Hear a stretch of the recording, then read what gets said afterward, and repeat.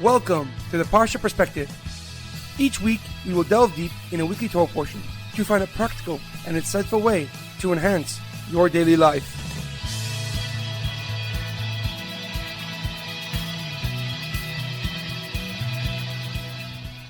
Thank you for tuning in.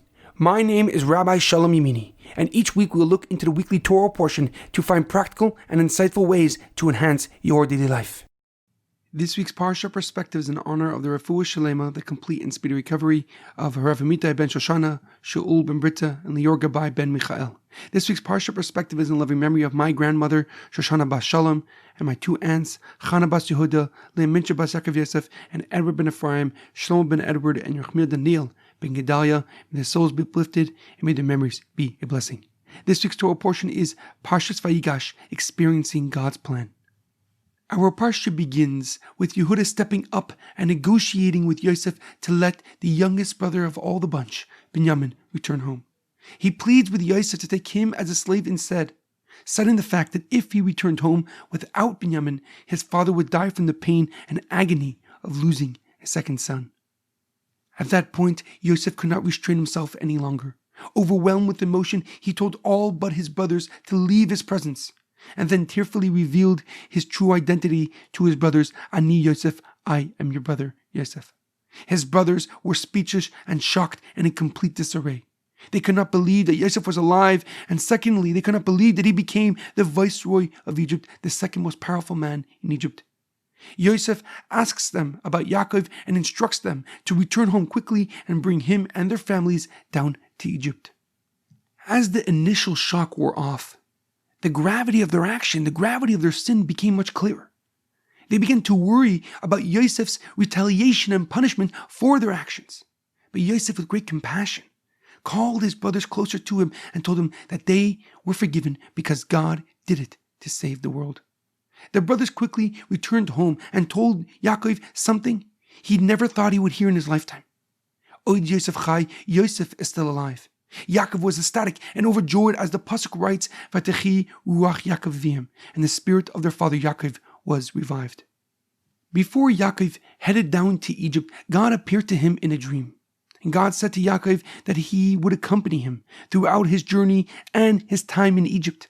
And he will go down to Egypt and remain with Yaakov until he is buried in the Holy Land. The following day, Yaakov gathered his entire family and quickly traveled to meet and to see his most beloved son, Yosef, once again. However, a question comes to mind. As Yaakov prepared to make the journey to Yosef in Egypt, God appeared to him. And he told Yaakov not to fear, for he himself will be with Yaakov throughout his time in Egypt.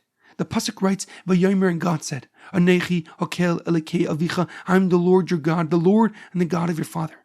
Al tira miredma mitzrayma, don't fear to go down to Egypt. Ki legoy gadol asimech Hashem, I will make you into a great nation there. But why did God need to tell Yaakov that he was going down to Egypt with him?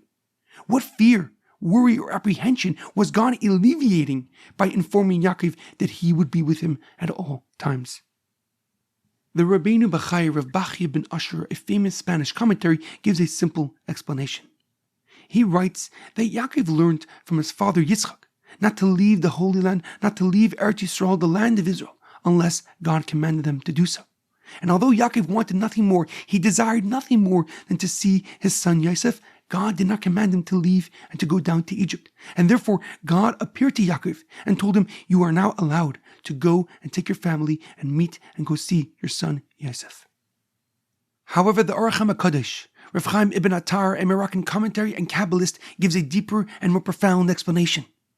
He writes that when Yaakov heard that Yosef was still alive, he desired nothing more than to see his most beloved son. But then he realized that his journey down to Egypt would lead to the Jewish people's enslavement, will lead to the Jewish people's oppression by the Egyptians. The Orach HaKadosh explains that Yaakov's dilemma regarding his family's future made him doubt his entire trip to Egypt.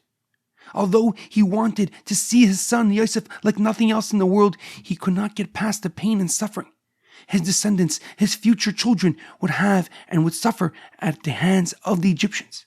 And so he went to his father's home in Be'ersheva to learn and seek what God had in store for him. Should he go to Yosef in Egypt, or should he stay in the Holy Land of Israel? And with God's appearance to Yaakov, we see that it was validated.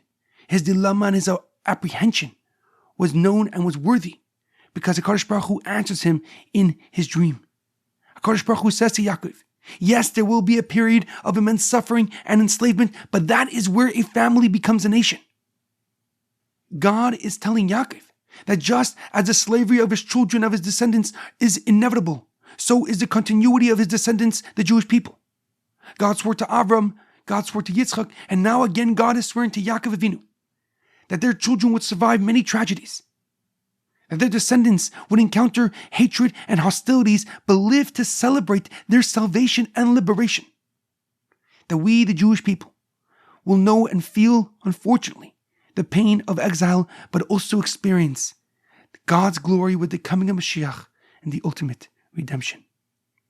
In our daily life, it is imperative that we realize that we can never truly hide from experiencing the ups and downs in this journey called life. It is a natural, innate, and necessary part of the human experience. Just as we begin with pain for the mother, but life for the child, it is impossible not to feel the highs and lows inherent in our world. However, it does not mean we should avoid encountering those feelings. For all significant innovations and all significant successes got through failure and defeat. All courage, bravery, and heroism overcame fear, anxiety, and cowardice. When we face our fears, we unlock our soul's power and strength to achieve and reach far beyond our imagination. There's a powerful quote about Yaakov Avinu from Rabbi Lord Jonathan Sachs. To try, to fail, and to fear, and yet keep on going, that is Yaakov, the man who at the lowest ebbs and lowest rungs of his life had his greatest visions of heaven. Have a great weekend and good Shabbos.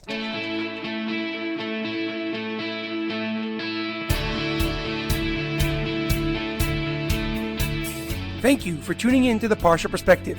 Check out our website, theparshaperspective.com. Send thoughts and comments to theparshaperspective@gmail.com. Till next time, thanks for listening.